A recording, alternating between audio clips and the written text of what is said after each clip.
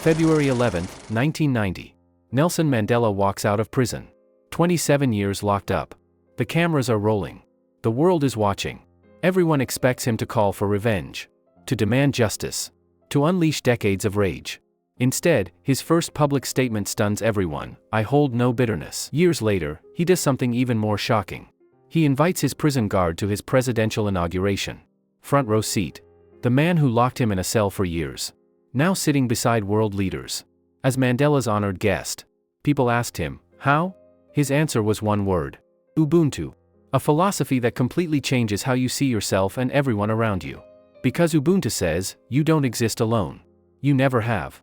And the moment you truly understand this, your entire life transforms. Here's what you've been taught. Success is individual. Your achievements are yours.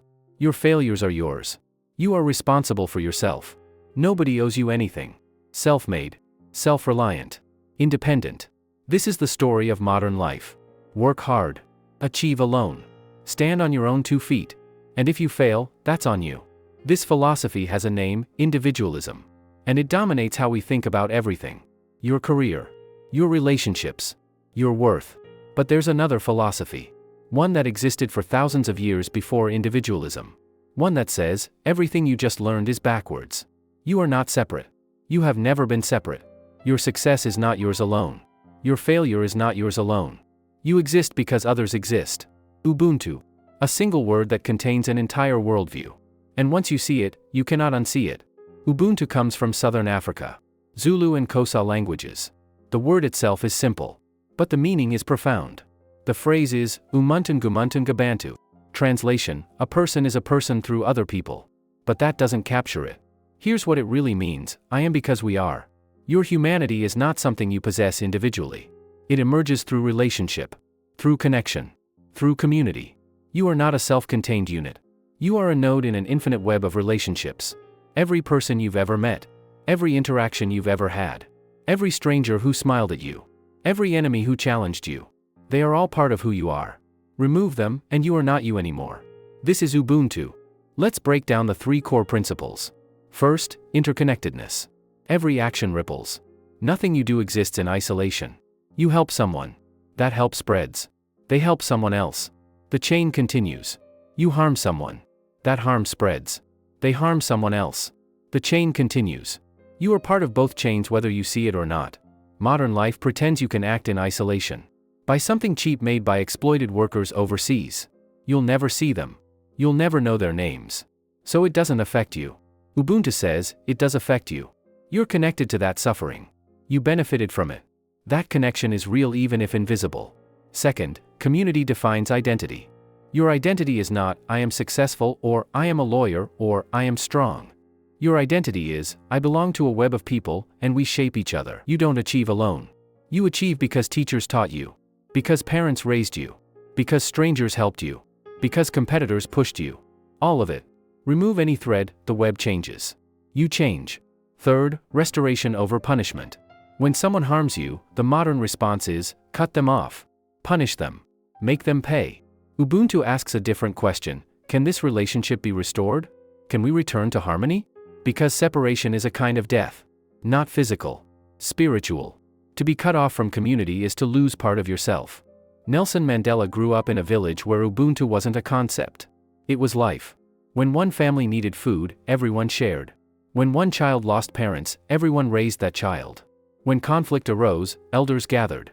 Not to assign blame. To restore balance. Young Mandela absorbed this. It became his foundation. Later in life, he faced a situation that tested Ubuntu to its absolute limit. He spent 27 years in prison. Small cell. Hard labor. Isolated from family. The system was designed to break him. To fill him with hatred. And honestly, it almost worked. He admitted later, there were days I wanted revenge.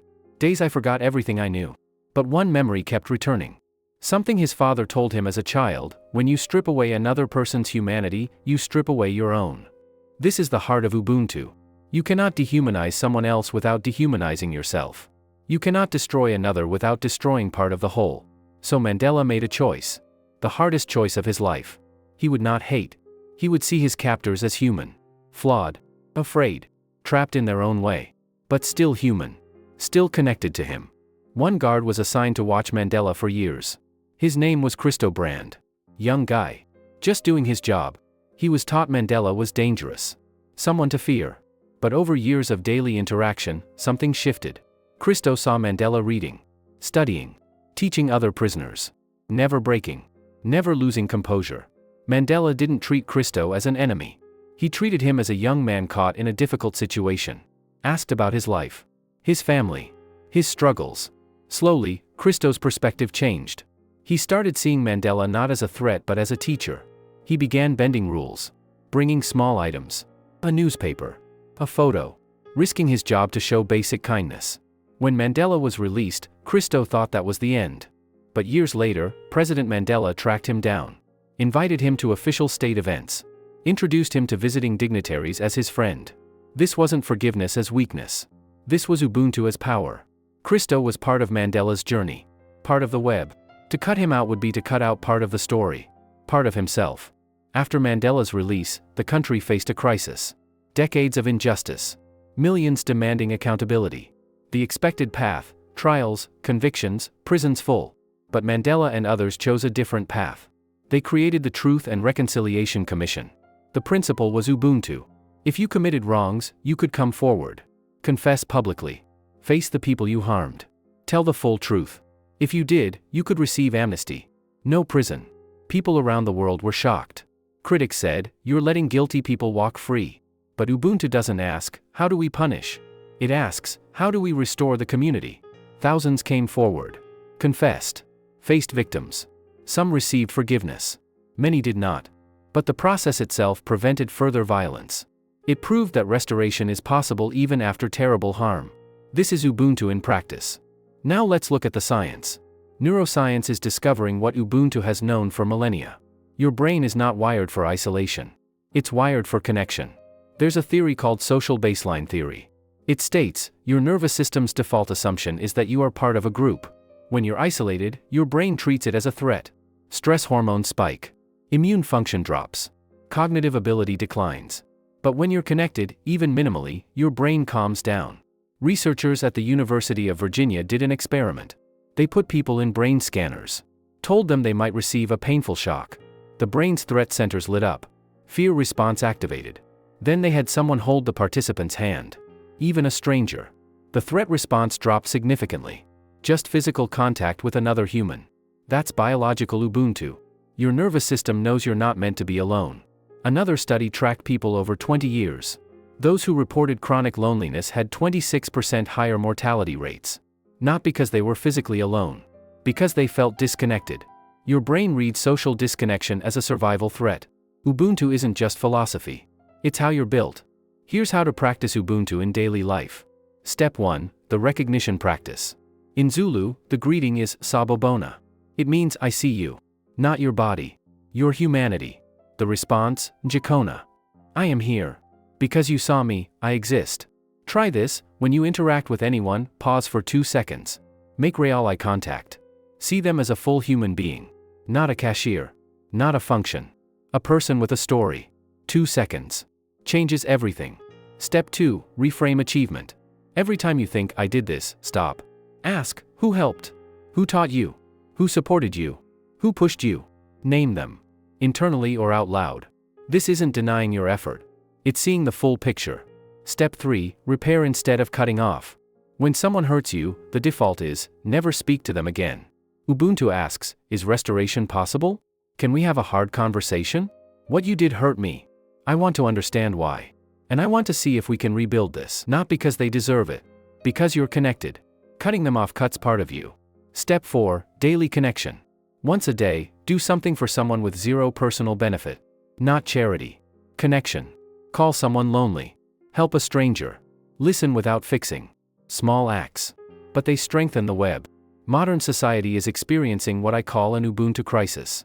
Loneliness is epidemic. Studies show over 60% of adults feel regularly isolated. Technology promised connection but delivered separation. You scroll through hundreds of faces but feel nothing. Why? Because you're seeing images, not humans. Profiles, not souls. Ubuntu requires presence. Real presence. The algorithm can't provide that. Success culture promised fulfillment but delivered emptiness. Climb alone. Achieve alone. Win alone. But when you reach the top, there's nothing there. Because humans aren't designed for solitary achievement. We're designed for communal growth. This is why so many outwardly successful people report feeling hollow. They optimized for individual metrics, but ignored the web. Ubuntu offers the solution. Not by rejecting achievement, but by placing it in context. Your growth matters because of how it contributes to everyone. Your success means something because you bring it back to the community. You rise together or not at all. In Mandela's final years, he devoted himself to Ubuntu in action. He visited sick people when their illness was stigmatized. Held their hands. Told the world, their struggle is my struggle. When his own son died from illness, he announced it publicly. Breaking cultural silence. He was nearly 90. Still practicing Ubuntu. Still demonstrating, your pain is my pain. On his 90th birthday, he returned to his old prison. Stood in the tiny cell where he spent years. He invited Cristo Brand to stand with him there. In the cell where Cristo once locked him away. They embraced. Mandela said, "This is where our connection began. Because I chose to see your humanity." Both men cried. That moment captured everything. Former prisoner and guard. Former opponents. Now brothers. Because one chose connection over separation. Here's the truth about Ubuntu. It's not easy. It's not passive. It doesn't mean accepting harm without boundary. Ubuntu is actually the most demanding philosophy you'll encounter. It requires seeing humanity in people who hurt you. Extending connection to those who broke it. Choosing restoration when revenge feels simpler. Mandela had every reason to choose hatred. 27 years of his life taken. Yet he chose Ubuntu. And that choice transformed millions of lives. Because if Mandela could practice Ubuntu after 27 years of imprisonment, anyone could. His example gave permission for an entire nation to choose healing. That's real power. Not force. Not control. Moral authority. The power to turn enemies into allies. Division into unity. Separation into wholeness. Nelson Mandela died December 5, 2013. Age 95. His funeral drew leaders from 140 nations. But also present, seated with honor, Cristo Brand. The former guard. Because to those who understood Ubuntu, he wasn't just a guard. He was family. Part of the web that shaped Mandela's journey. In death as in life, the message was clear: we are interconnected. We rise together. We heal together. There is no other way. That is Ubuntu. Your Ubuntu practice begins right now. Not tomorrow. Now. Look at your life. Who have you written off? Who have you labeled as separate from you? Who have you cut from your web? The connection still exists whether you acknowledge it or not. The question is, will you see it? Will you choose to recognize the humanity in everyone, even when it's hard? Because when you do, you don't just help them. You restore yourself. That's the final truth. Connection isn't charity. It's survival. Forgiveness isn't weakness. It's liberation. Love isn't optional. It's how we all make it through. I am because we are. Live it. Watch everything change.